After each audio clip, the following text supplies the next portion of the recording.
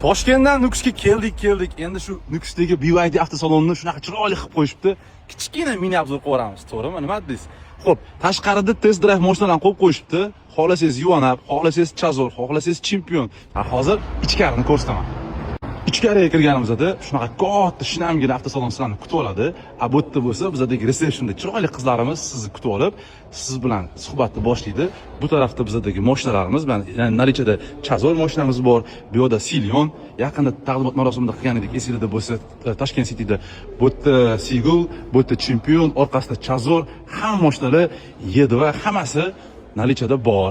Undan tashqari, qulaylik uchun bu yerda farzandlaringizga desk ploshatka bor, mana olib kelib qo'yib qo'yasizda, o'zingiz bemalol mashinani ko'rasiz, bolalar maza qiladi, sizlar ham maza qilasizlar. Bu tarafga o'tadigan bo'lsangiz, zona отдыха, bar stoykalarimiz bor. Farzandingizni u tarafga qo'yib, bu yerdan bitta kofeni zakaz qilasizda, shundoq bu tarafga o'tib